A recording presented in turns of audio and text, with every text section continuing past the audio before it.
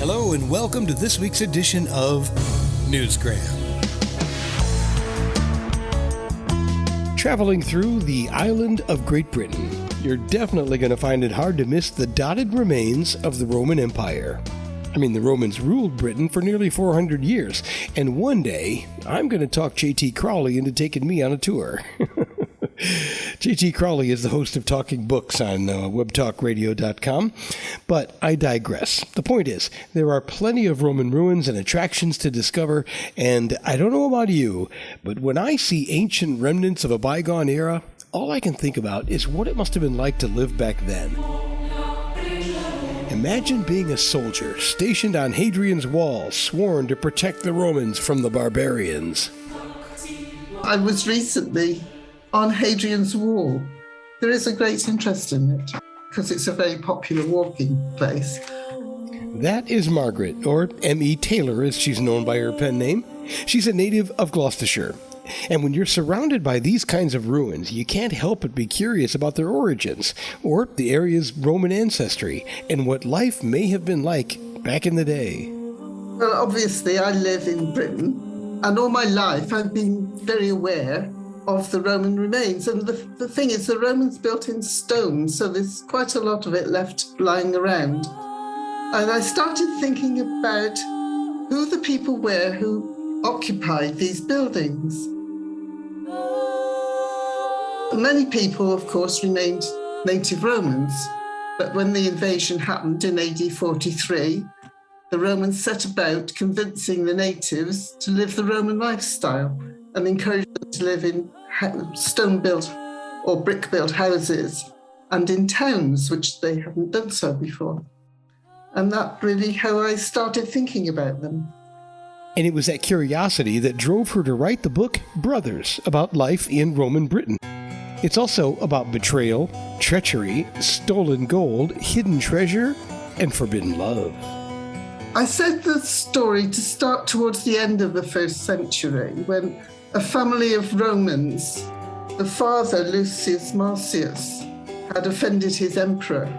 He was lucky not to get killed, but he got told to go to Britain and start helping the people move into the Roman way of life and build towns and build housing for the veteran soldiers. And so he came to Britain and he chose to reside in Gloucestershire because the natives there were considered friendly. He had with him 2 daughters and a son, little children, and the boy took a fancy to a native boy. The Roman child was called Gaius Marcius, and the native boy was called Verlucus. Unfortunately, Verlucus didn't want to become a friend of Gaius, and so he was kidnapped by force and branded and taken into the household. Imagine that. You decide not to become friends with someone, and they kidnap you, brand you, and take you into their home. He didn't stay there very long. He managed to run away and hide, and he was never heard of again for 9 years. No surprise there. Anyway, you have the premise ignited by Margaret's lifetime of fascination with her Roman ancestors. We don't want to give away too much here because it's a work of fiction, but I did tell you there was a tale of forbidden love in this one. Verlucus gets captured. He gets taken back and returned to the Lucius Marcius family.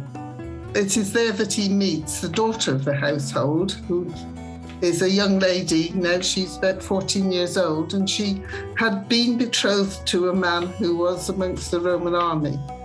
And it is realised that the man met his death at the hands of Verlucus. So initially she wants him murdered too. She wants him dead. So it's not a very good start. No, not a good place to start at all. I also told you there was stolen gold in this story. The Romans were stealing it from the natives, but we're talking about the renegades here who stole it from the Romans. And that's not all, but we're not going to get into the weeds here. There are many things. I divided the book into internal books. There are 6 of those, and different events happen during the course of book 1, book 2, book 3. It's a story that reads like a television miniseries, which is perfect for the times we live in. A 6-part historical fiction story about native Britons, Roman soldiers, love, war, treachery, and betrayal. What's not to love? The book ends with the parting of Gaia and Verlucus. But in fact, the book finishes with a sequel, which is at the moment being prepared for publication, be out shortly, which is called Brothers-in-Law. And that's as far as I'm telling you anything about it. So there's some good news. There will be a second season, if you will, and it's not too far away. So if we've captivated your interest at all, you can find Brothers at barnesandnoble.com or on her website, which is where I would suggest going. That's M.E.Taylor-brothers.com. And in case you have trouble with that, maybe you're driving, I don't know, but there's a link to it right here in the show's description. So just click on that. It'll take you right where you need to be. And that will do it for this historical edition of Newsgram from webtalkradio.com.